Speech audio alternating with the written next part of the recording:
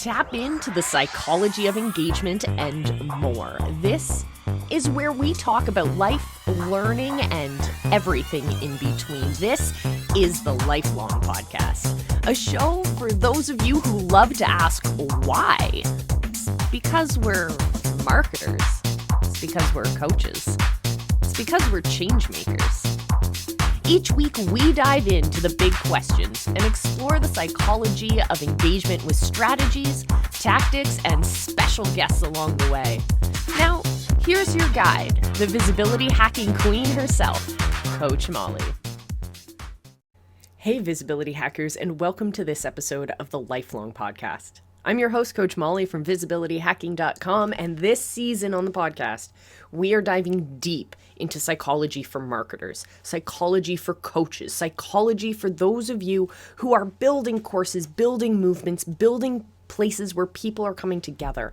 And it's time that we start thinking about how we can get those tangible results for our people better and faster than we ever thought possible. And so today we're going to be talking about one of my favorite topics in the learning realm, and that is the topic of experiential learning and experiential education.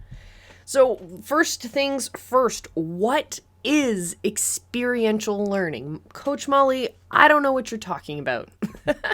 Well, first and foremost, experiential learning is understanding that learning isn't a line of a process. You're not going from not knowing a skill to knowing a skill and that's it. It's not, learning isn't something you can fit into a box. It doesn't have a defined timeline. Instead, I want you to start thinking about learning as part of the integral journey of life. You're going to continue to learn. You're going to move through this process of experiential learning as a bit of a cycle, which I'll get into in a moment. Experiential learning is also incredibly powerful because it is multidisciplinary.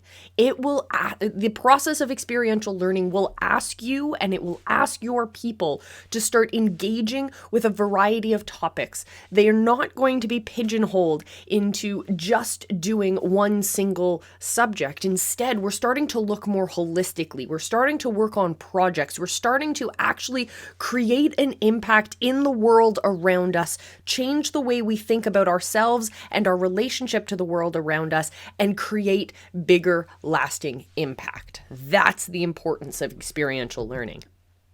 Experiential learning is a cyclical process. It's about doing, it's about experiencing, but the cycle itself, there are 4 parts to the experiential learning cycle. The first one is experiencing, where we're actually doing the thing. And we're not just doing something. Instead, we're processing through a very important type of experience, which I'll talk about in a moment. After we have the concrete experience, we then move on to the period of reflection. This is where we're thinking about what just happened. We then can move on to the thinking part of the process, where we really start to process what was happening. And we then move on to action, where we're able to digest everything we just learned and experienced into steps that are actually going to take us forward.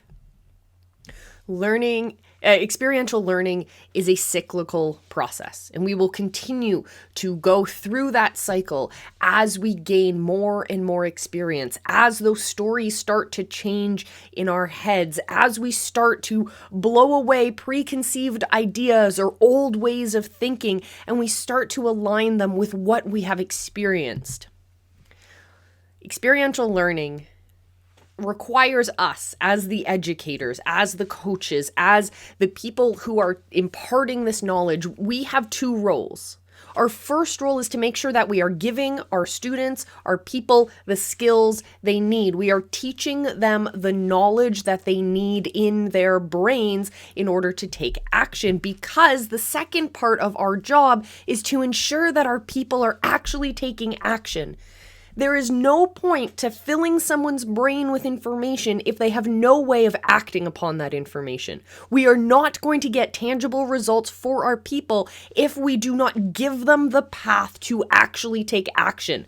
So we have to make sure that we are imparting important amounts of knowledge to them, and at the same time, we are also able to make sure that they're able to do something with that information. When it comes to experiential learning, actions affect the next experience. So as we have gone through the cycle and we end up taking an action based on the learning and reflecting that we have had with that past experience, we've taken an action. Now we're starting the cycle again. Now that next experience is going to be different because of what we have learned, what we have gained, what we have experienced, and what we have processed in that previous cycle. We will continue to build and build and build and build and build on each level of experience and knowledge and action. This is an ongoing cycle that will last your entire lives. And this is how you equip people to be lifelong learners.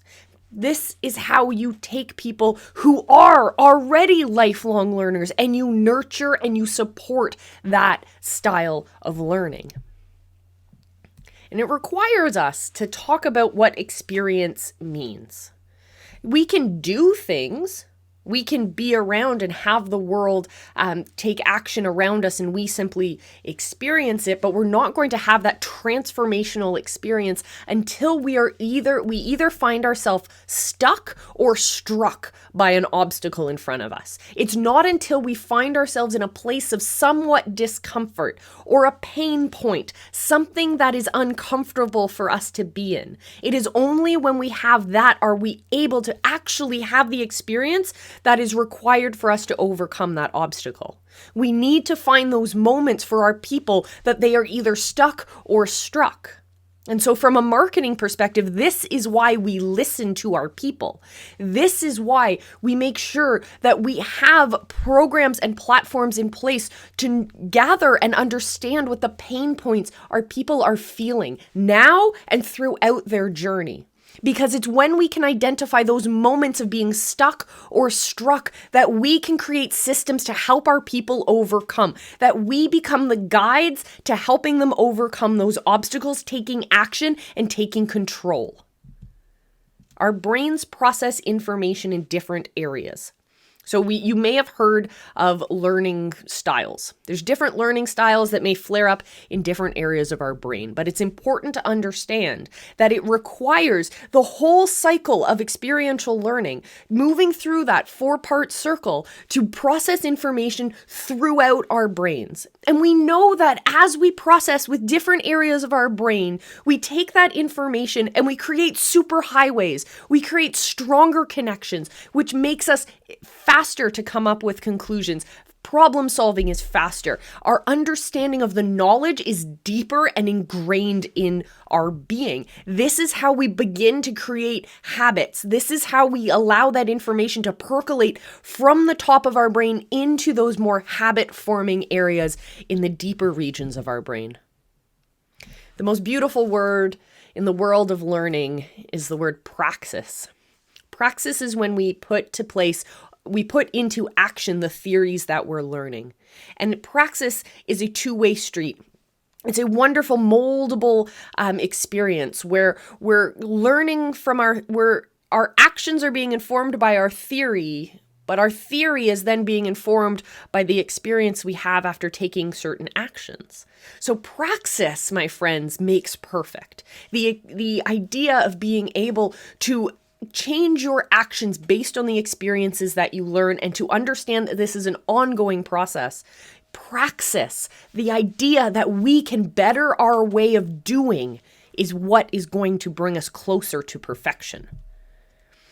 Learning styles help us process information differently, as we've already said. Some people like to process information by moving around, and they like to do things and touch things and move, be able to actually move things around in their environment.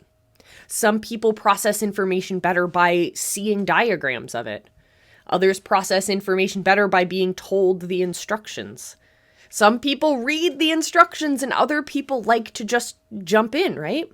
It's those different ways of learning that help us process that information better. So when we're developing courses and programs for our people, if we're not taking into account the multitudes of ways that people learn, then we are failing a large portion of our potential customers.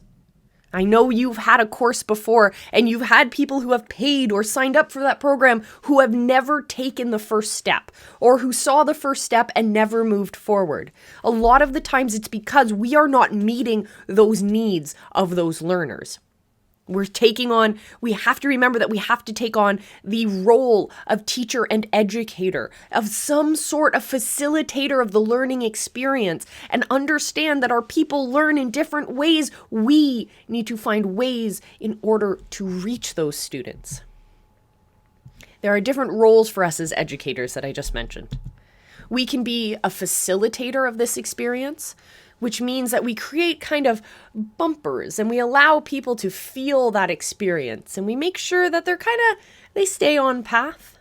We could be a subject matter expert, which is more like our traditional classrooms, where we have the expert standing at the front of the stage and they're able to impart that information to their students. We also have the role of the standard setter and the evaluator. This is great when you start to bring on more coaches into your program, where you have a framework to work through, you have a process to work through, and it's evaluating quality based on a preset path or a preset process. And of course, you also have coaches who we all love and adore who are there to help guide people through an experience. They're very similar to the facilitators, but they're a little bit more hands-on. They're that beautiful space in between our standard setters, so we have a process to follow. And on the other hand, we have our facilitators, which are more laid back. So you have this allowing for the space for our students to explore and to learn while following a set path. So what role are you taking in your programs? How are you creating space for all of these different roles that educators need to have in the learning process? How are you able to wear those different hats throughout different areas of your program? My friends, experiential learning is incredibly powerful. It will change the way that your people are able to get results. It will change the way that you communicate with your people. But most importantly, it will change your life, because experiential learning is that lifelong path. And if you choose to follow it, I promise you, you will see incredible results. Guys, thank you so much for joining me for this episode. I will see you in our next one. Make sure to find me on all of your favorite social platforms. I will see you in our next episode. Until then, remember, I love you, and be excellent to each other.